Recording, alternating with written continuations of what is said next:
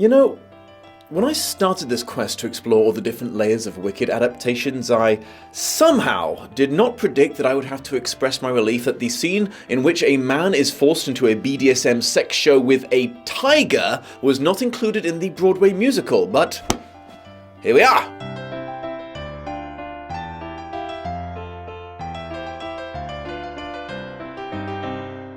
A huge thank you to the wonderful patrons who make doing this silly job for a living possible, including but not limited to the big three: Shelby Holtz, beloved Selphine, and April Mack. Hello my beautiful watchers, and welcome to Lost in Adaptation, the review show that focuses on adaptations, in this case the musical Wicked and the book it's based on by Gregory Maguire. Because I ended up having big feelings about it, I recently released videos synopsisizing the plot of said book and sharing my thoughts on it as a standalone piece of work, as well as how well it tied into the original L. Frank Baum book that Maguire is lying about being the inspiration for it. Spoiler warning if you've not seen them yet, but I thought the book was aiming at having a good message of anti-racism and fascism, but it kind of got lost under the poor pacing, rambling plot, unlikable characters, and bizarre, awkward sexual content, and it failed to show enough interest in the Oz source material to be worthy of its legacy. Though, just very quickly, the one part of those reviews I would like to rescind is my accusation that Maguire's only motivation for publishing Wizard of Oz fanfiction was an attempt to cash in on the popularity of the 1939 film. I think I was still in a bad mood from having read the book when I wrote that down, and on further reflection,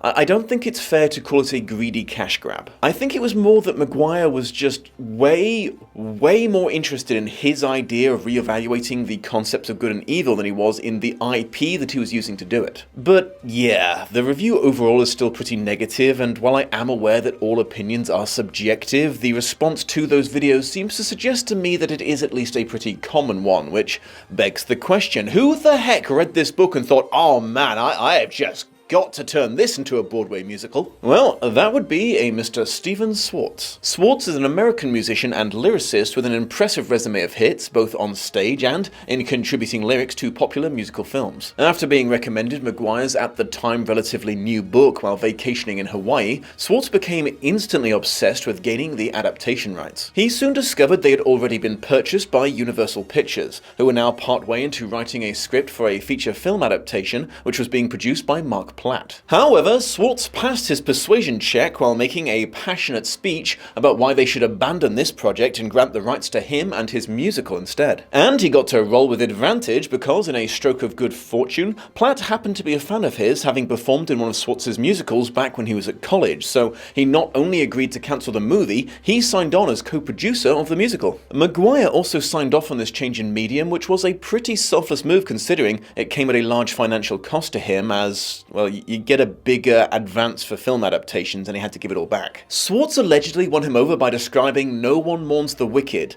the musical's opening song that he'd already half composed in his head, which convinced Maguire that he had really understood the moral of the story in a way that the would-be film scriptwriter just didn't. No one mourns the wicked, no one cries they won't return.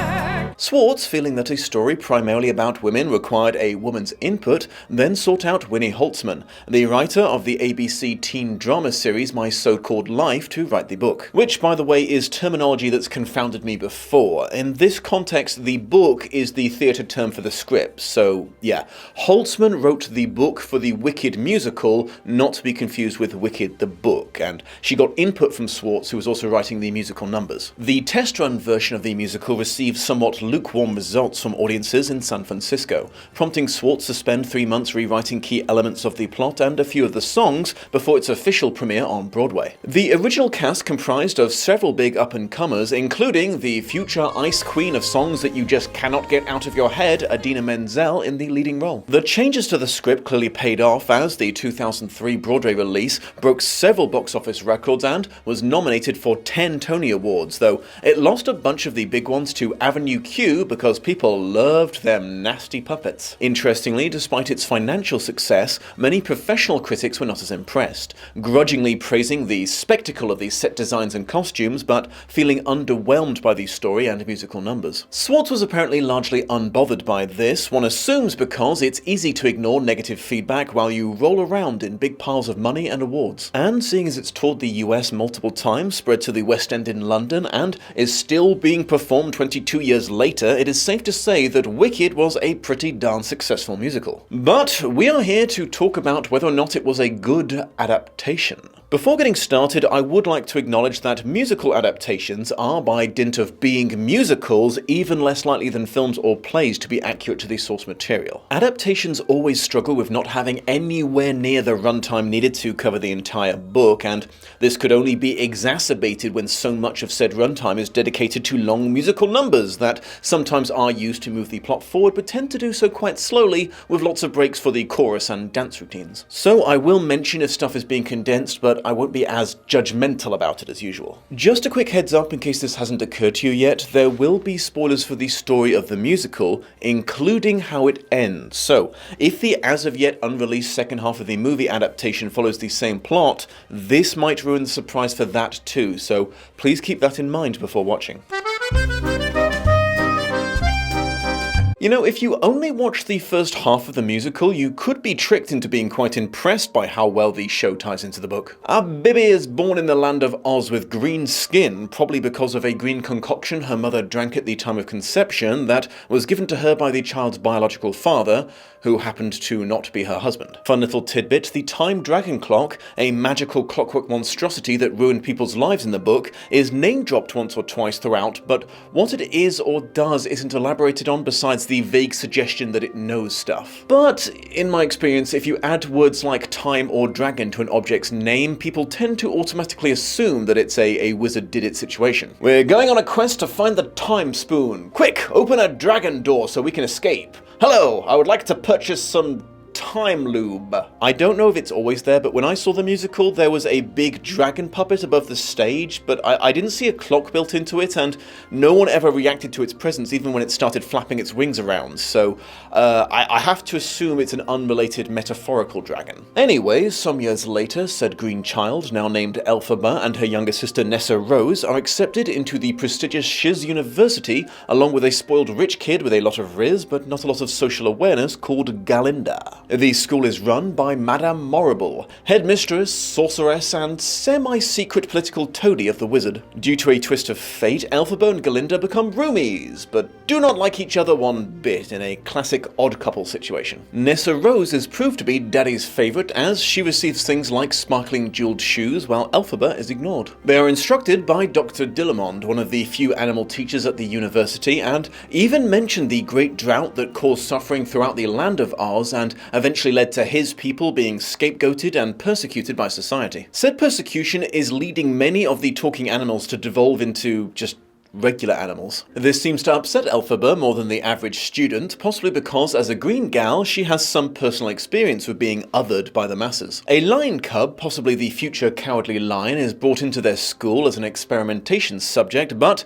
is liberated before anything too horrible can happen to him. Despite their rough start, Glinda and Elphaba start to develop a form of mutual respect, so when the anti-animal sentiment leads to Dr. D being dismissed from the school, Glinda changes her name to Glinda in tribute to his inability to remember the G part of her name, and goes with Elphaba when she travels to the Emerald City to appeal the decision with the wizard. Unfortunately, the meeting only reveals to Elphaba that it is the wizard himself orchestrating the pseudo-genocide, so she gives up on trying to work within the system altogether, and runs off without Glinda to become an animal rights freedom fighter. That is the end of the first half of the play, and pretty much the end of the musical's adherence to the book, when the curtain goes down on defying gravity, you know, with the whoa whoa whoa.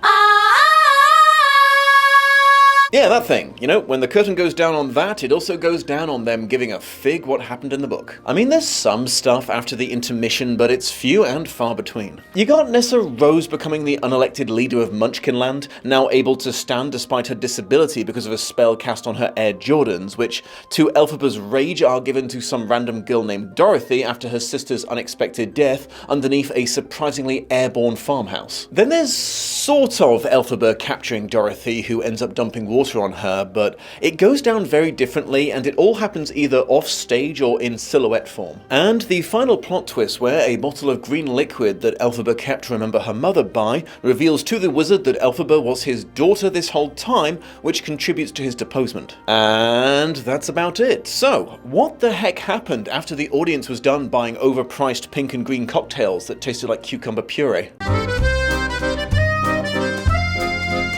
The book ends pretty abruptly after Elphaba's death, so you don't get the same look at how the people of Oz reacted to it, or if Glinda distanced herself from her the way you do at the start and end of the show.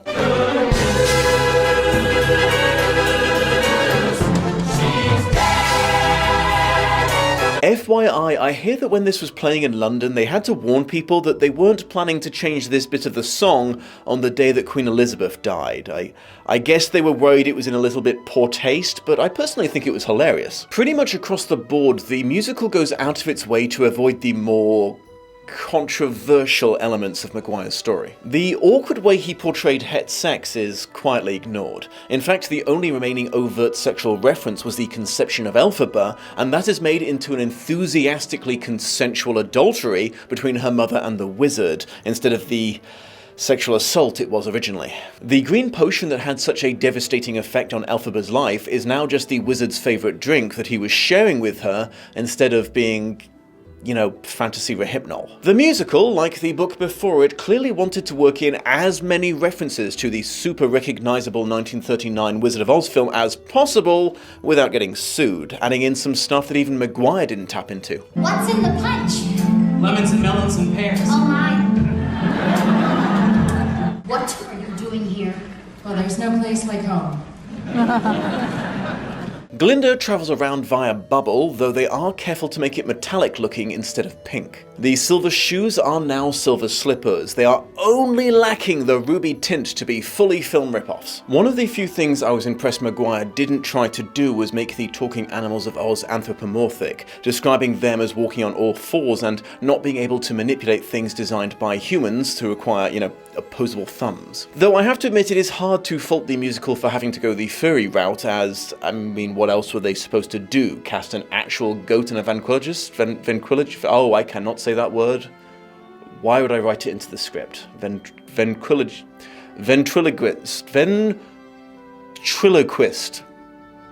Kill me. The film tie-ins ramp up exponentially after the intermission when they apparently decided they needed to tie Maguire's original characters into the cast of The Wizard of Oz, creating origin stories for the Scarecrow and the Tin Man. The reason I know that these were film tie-ins is said origin stories are only ambiguous in said film. We already know where these guys came from in the L. Frank Baum books. The Tin Woodsman was a bloke called Nick Chopper who had to replace his body bit by bit with tin as his cursed axe chopped him apart, and the Scarecrow described in vivid detail what it was like becoming self-aware for the first time as his face was painted on by a farmer. The musical makes a point of playing up just how unusually powerful Elphaba is in the magical arts, which is something I personally feel the book neglected to do somewhat. As part of this, the stage version of Madame Marble is way more into her than she was originally, and more dismissive of Glinda as a side effect. Book Marble actually low-key tried to bribe Glinda into bullying Elphaba out of the school because she found the presence of a lower-class girl with green skin an embarrassment. This new favoritism lessens the running theme of the book about no one ever showing Elphaba any kindness as she was growing up, but it does increase the emotional impact of Marble betraying her later. In a related change, Book Elphaba was fairly neutral on the wizard until she found out that he was behind everything, but now it's her life goal to become his apprentice because she thinks it will fix all of her problems, which again does increase the impact of finding out that he's the villain. Of all of the characters, Elphaba probably retained the most book influence in personality and storyline, but there's still massive differences between the two versions of her. The single biggest, well, it turning out she faked her death at the end is a pretty significant one. Wicked the novel sticks to the witch's original fate, i.e. being killed by a bucket of water that was dumped on her by Dorothy Gale, because she had a lifelong extreme allergy to the liquid. I appreciated how the musical lampshaded what an insane suggestion it was that water could melt a person, but then did a pretty good job at implying that is exactly what happened at the end. Not having seen the show before, I was actually fooled into thinking that Elphaba was a goner until she popped out of that trapdoor and revealed she had just used the wizard's own propaganda as a way to fake her death. So unless I misunderstood what was going on, she had realized that she couldn't fight the wizard's evil with wickedness, but she could put Glinda, who's beloved by the people, in a position to overthrow him, and inspired her to stop being such a doormat and actually do something with the opportunity by appearing to make the ultimate sacrifice. Which is a little manipulative when you think about it, but you know, got the job done. If there were such a thing, Glinda can be considered the winner of the adaptation. She goes from being just one of many side characters to basically the co-star of the musical. The entire first half of the musical is focused on the one part of the book that she was involved in, and as I mentioned, they threw the book out of the window for the second half, and a high percentage of the original writing was about her relationships with Fiyero and Elphaba, and her realizing how balked the system she was a part of actually is. Thankfully, unlike the book, all of her character development isn't reset by the end. In Maguire's version, she ends up married to a rich older man and living the life of a comfortable socialite, having utterly abandoned any involvement she had in the animal rights movement, and yeah, that's just how the story ends for her. Ultimately, the only lasting change the book Elphaba's example had on her was inspiring her to go into sorcery, so the musical's closer about the positive effect they had on each other is a tad ironic adaptation-wise. Because I know you, I have been changed for good. But yeah, musical Glinda gets to be the hero of the story at the end, and it's legitimately a bit of a tug on the old heartstrings that she will never know that her BFF is still alive. It's worth noting that she really didn't have any interest in the book version of Fiyero, so the cliche the musical fell into regarding these supposedly strong, independent women literally fighting over a boy was a stupidity all of its own creation. The wizard is an interesting one. He still does a lot of the same reprehensible shit as his book predecessor regarding the brutal way that he ruled Oz with military force and scapegoated the animals for everyone's hardships, but I don't know, he still feels toned down in comparison. Aside from the before-mentioned consensual conception of Elphaba, he just doesn't take the same sadistic pleasure in his actions as the written wizard. There's an ever so slight chance that he genuinely believes he's doing the right thing by the world by persecuting the talking animals. He's also so emotionally distraught by the discovery that he had killed his own daughter, he agrees to give up power and leave Oz without any sort of a fight at the end, which suggests that he does have some manner of conscience. It's just buried underneath an overwhelming landslide of greedy optimism. BT dubs, while this may not seem like the strongest ending to the musical, I personally think it actually makes a bit more sense than what happened in the book, which, I don't know, it just felt like a bit of an A to B to F jump in logic regarding the green bottle just kind of causing a military coup against the wizard. The last page of the book felt super rushed, to be honest. I mentioned in my review of the book that I thought it was a bit weird that Maguire made the wizard's ability to use magic somewhat up to interpretation, considering being a complete phony was so integral to this character in all prior versions of the story. Well, the musical restores the status quo and makes it very clear he is just some normal asshole. With the singular exception of them both wanting some of that green vagina,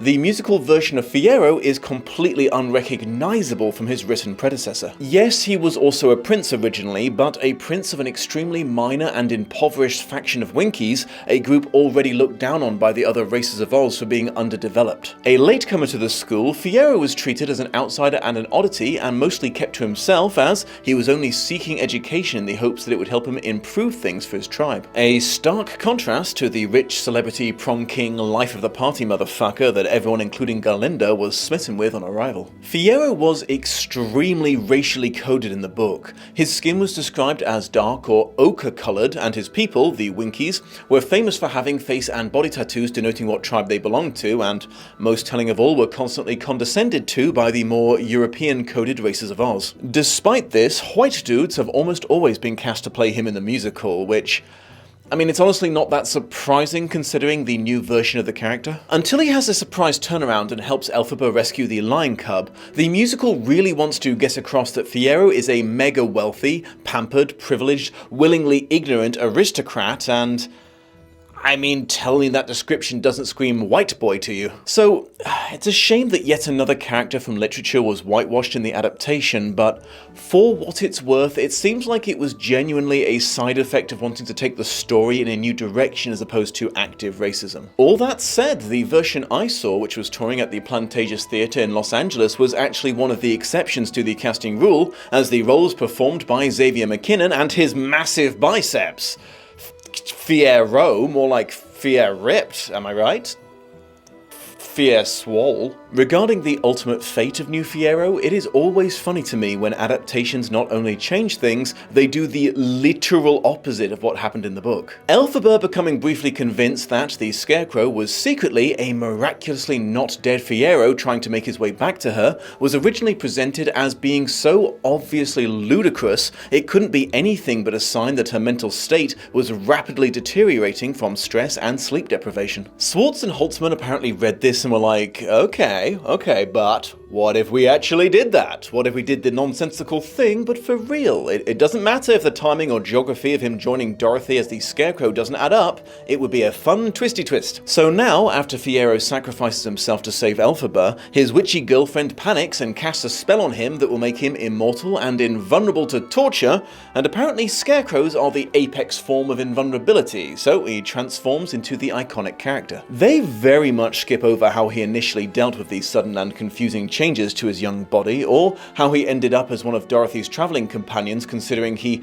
wasn't even captured until after she had left Munchkinland and he was apparently going to be crucified right next to the fallen farmhouse, but let's not worry too much about that. But yeah, like Elphaba, Fiyero is spared death in this version of the story, though okay, I know I've been kind of judgy towards Maguire for all of the weird sexual stuff he put in his book, but I can't have been the only person who was left wondering a few things about his and Elphaba's future relationship.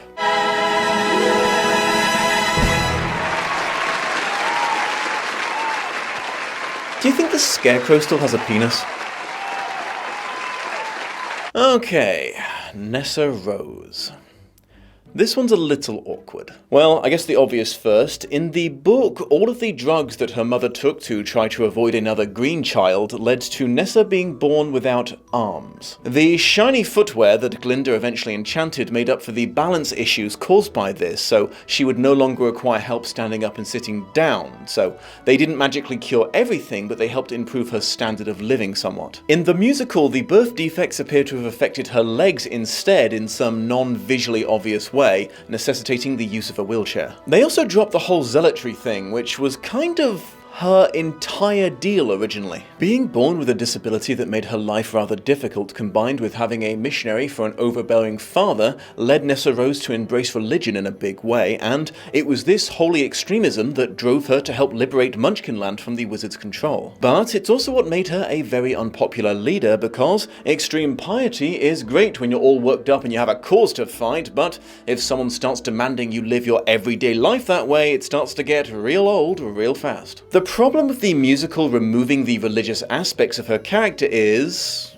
well, that only leaves her disability as the primary motivation for all of her actions. Nessarose is apparently so unloved and miserable due to her wheelchair, she imprints on the first boy who was ever nice to her so hard, she becomes a totalitarian dictator exclusively so she can force him to continue to be her boyfriend, even after finding out that he was tricked into dating her by the girl that he actually had a crush on. This, unfortunately, reinforces a harmful media trope that's been around for literal centuries that perpetuates the belief that disabled people spend their entire lives inconsolably devastated and embittered about their situation and inevitably end up either using their disability as an excuse for villainy or are willing to commit horrific villainous acts as part of an attempt to gain able bodies. Like, it's actually kind of mind-blowing how often this comes up in fiction. And I totally get why that sucks. If I was disabled, I'd be pretty pissed that my life, my existence was constantly pointed to by writers as the worst possible fate that could befall a person. I know a few people who use wheelchairs and they are perfectly happy people. They don't seem more tempted than average to become evil. Anyways, Nessarose's disability is indeed eventually fixed with magic, which is another plot twist in somewhat poor taste. It's now Elphaba who enchants her shoes, and they give her the ability to walk for the first time in her life. If there was any question regarding if it was the chair that was making Nessarose so unhappy her whole life, it's dispelled by her immediately yelling, "Bok, Bok, I'm cured! We can be a real couple now because I'm not in the chair anymore." Yo! Even if you can ignore the ableism, I mean, she became a dictator because she didn't want a boy to leave her? Really? I understand that Nessarose and Bok are background characters compared to Elphaba and Glinda, but that's really the motivation you decided to go with? Speaking of Bok, the extra time for Glinda and Fiyero's upgraded roles had to come from somewhere, and that somewhere was Bok's role in the story. His own dip into activism and secret underground science advancements are utterly lost on the way to the stage. The only part of his original character that remains is his crush on Glinda, but sans the meaningful part of it, i.e. when he eventually realized that he was into Glinda, the personalityless concept, and not Glinda, the slightly more proactive person with opinions and values, and all of the attached need for self-reflection that came with that. Now I guess he's just here to be an awkward part of Nessarose's problematic storyline and facilitate the OMG he's the Tin Man surprise twist after Nessarose messes up his heart with a failed love spell and Elphaba has to try and find a way for him to live without one. I have to admit, as stupid as that plot twist is from an adaptation perspective, the big reveal and the musical sting that played with it when he leapt out of that chair on stage, it actually got me. I was just like, ah! Elphaba's father gets a huge promotion from unsuccessful minister of a slightly obscure religion to the governor of all Munchkinland. I actually think this helped explain how he got his kids into shiz and how Nessarose managed to seize power there without the religious zeal aspect of her character. He doesn't share his wife's lovers like he did in the book, which is a tad dull, and also, he dies in this version, which obviously isn't great for him. His being a terrible person is less subtle now. His inability to be a father to his daughters was never openly malicious in the book, he was just bad at being a father. Now he's a cartoonish asshole to Elphaba all the way through. While Dr. Dillamond escapes his original fate of being stabbed to death by a clockwork manservant, he doesn't do much better on stage as he's tortured into regressing into animal behaviour by the wizard. Interestingly, while taking away the sapient animal's personhood was the wizard's goal in the book, he actually reserved personally traumatizing political prisoners into a catatonic state for the more human-esque races like influential munchkins, quadlings, and winkies. Dr. D's theory of a universal ancestry between all the talking races of Oz, including the animals, and his secret research to prove it by studying DNA, was regrettably clearly a bit too complicated to work into the limited runtime of a musical, so his fate was instead sealed by him being a bit too vocal about the wizard's mistreatment. A simplified motivation, but I guess it gets the job done. Though, as a knock-on effect, the musical misses out on the bond of friendship that being in a secret research society forged between Elphaba, Glinda, and Bok. I mentioned the inevitability of compressing the story. Well, some examples include Nessarose starting at school at the same time as Elphaba despite being several years younger, and her getting these shoes at the same time. Then they squeeze the long process of Elphaba and Glinda learning mutual respect for each other into pretty much one evening where they stood up for each other at their school dance. Likewise, Elphaba's slow descent into actually being a little wicked after being treated as such over the course of several decades takes place in a single song. So be it then. Let all laws be agreed. I'm wicked through and through. The musical gives full credit for the Lion Cub's rescue to Elphaba and Fiyero. Originally, while Elphaba was the first person to object to the experiment, and she was very smug about that, the entire class eventually rose up to save the baby, and several people did a lot more to help him escape than Elphaba did. Okay, here's an interesting one. In the L. Frank Baum book, the Emerald City was not in fact made of emeralds. This was yet another thing that the wizard had lied about. All of the emeralds were just rocks and clear glass, but he had tricked the entire population into believing that they were living in a city made of precious gemstones, by claiming that they had to wear green-tinted sunglasses at all times to keep the sun's reflected glare from blinding them. Maguire completely ignored this, but to be fair to him, Baum kind of retconned it in later books by describing actual emeralds in the city walls and streets and never mentioning the mandatory eye protection again. But the musical restores the green glasses during the first song and dance number that took place in the Emerald City, making a cool reference to the original books that wasn't even in Wicked, and I think proving they put a lot more work into their research than Maguire. Much like Maguire ignoring L. Frank Baum's backstory regarding the flying monkeys, Schwartz and Holtzman decided to make up their own entirely new version too, replacing the book's surgical splicing of animal parts, with Elphaba being tricked into casting a single spell that transformed the entire species in an impressive example of her magical powers and the wizard's skills at manipulation. It was a bit wild having just read the book to see that the wizard just has the Grimm memoir in the show. You know, because searching for it was his entire reason for coming to and conquering Oz in the book. This is like if Sauron already had the ring in the Lord of the Rings musical, but just wasn't that excited about it. The hard for a dyslexic to pronounce book seems to have been downgraded from potentially world-shattering MacGuffin to just a powerful spell book. Though ironically, because Elphaba can actually use it now, it actually has a much greater effect on the plot than before. The big defying gravity moment where Elphaba shows off her powers and officially declares war on the wizard is somewhat unique to the musical. She just sort of leaves in the book. She tells Glinda to head back to the school because she's gonna stay and fight the wizard now, and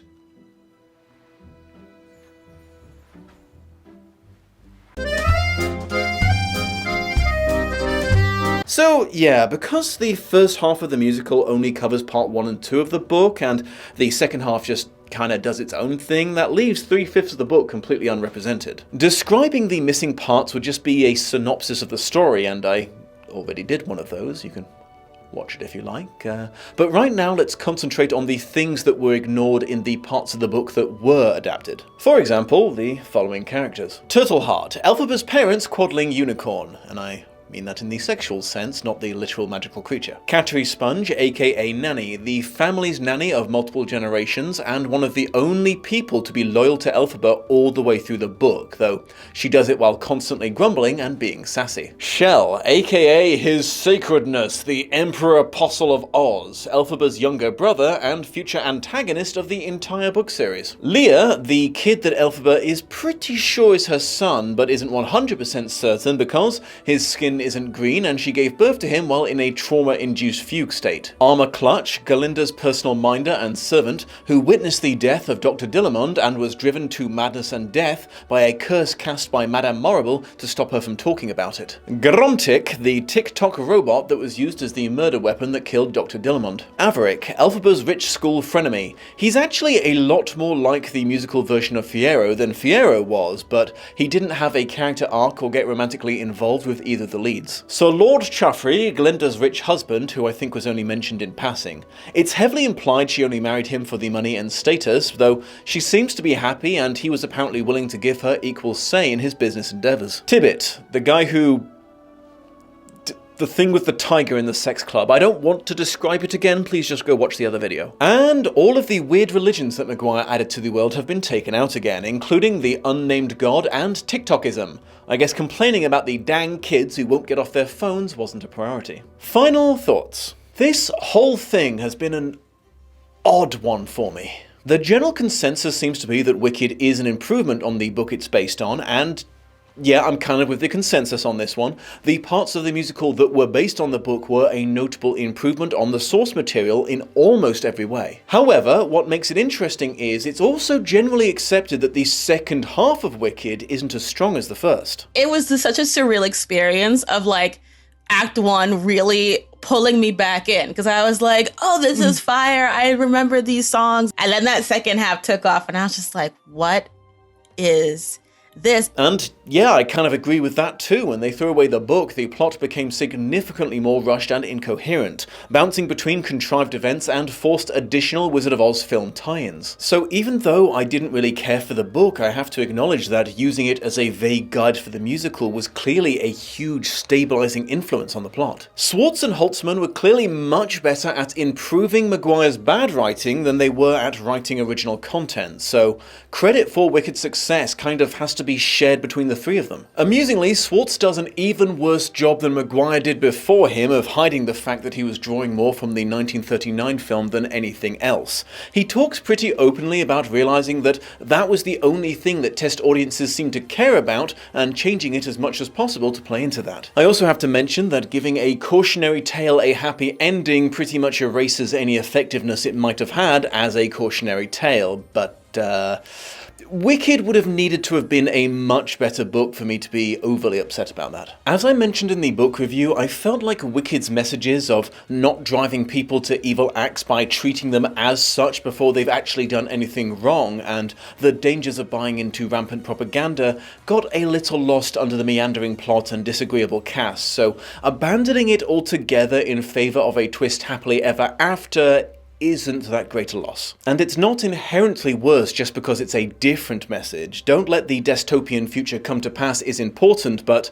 have hope that someone can make the bad things better someday has value too. It does make it a rather poor adaptation though, assuming you're judging it by accuracy to the original. The story overall is different, the characters are different, the themes have a few things in common, but the ultimate conclusion is different. If you really liked the book, you still might enjoy the musical if you keep that in mind, but I can't recommend the book to fans of the musical. I can't recommend the book to anyone, it's weird and boring. Though, for the record, I want to mention that while I stand by my dislike of Wicked the novel, I think I might have built up some grudging respect for Maguire himself. All the research I did into this seems to suggest he's just a happy little gay dude. A happy little gay dude who went out of his way to be supportive of Schwartz and Holtzman's efforts, taking a pay cut so they could shoot their shot, and choosing not to interfere with their creative choices, even when it took the story further and further away from his book. Why should I crowd them at their professional lives? L. Frank Baum didn't crowd me. And even though when the dust cleared it wasn't really his story anymore, he still just seems overjoyed and proud that something he created inspired a musical. I mean, shocker, he's a homosexual who loves Broadway. So yeah, I still hate his book, but I guess I'm sorry for being such a dick about it. As for the fate of Wicked, well, you almost certainly already know what happened next. It may have had to wait an extra 20 years and an extra adaptation generation, but a Wicked film finally defied gravity in November 2024. So, tune in next time to see if the adaptation's adaptation was more faithful to the source material than it was. And if you would like to watch it as soon as possible, even before it's available on YouTube, that can be made a sweet reality. And if you want something to watch right now, you can also peruse the extra Wicked-related videos I made, chronicling my journey through being made underwhelmed and uncomfortable by the book, going to see the musical, and getting sidetracked reading all of the really weird Wizard of Oz sequel novels by L. Frank Baum. How can this be, you ask? Well, all this and more is available on Nebula. Nebula is a prestige streaming service founded by creators that allows them to take their work to the next level. It hosts a ton of original content that you can't see anywhere else, including but not limited to the videos I mentioned by yours truly. There's even a 2-hour-long video of me going slowly insane because I try to marathon all of the Bridgerton novels at once. And if your lust for things to watch is so great it cannot be satisfied by a single creator, there's lots of others to choose from. You can watch Nebula exclusive and extended cuts of videos posted by creators like H Bomber Guy, Philosophy Tube, Lindsay Ellis, Todd in the Shadows, Jetlag, Princess Weeks, and Riff Tracks. Because Nebula is a subscription service, there's no ad breaks or sponsorships interrupting your viewing experience, and with my Nebula link, nebula.tv/Dominic Noble, available in QR code form and handy clickable format in the video description, you can get 40% off an annual subscription. That's an entire year of Nebula for just $36, which is the equivalent of a mere $3 a month. Alternatively, you can actually get a lifetime subscription to Nebula now. For $300, you can gain eternal access. For as long as the site exists, you will be entitled to all of its content. Content forever! So check it out if you'd like to get access to hours of extra content from all of your favorite creators in a way that helps support their channels.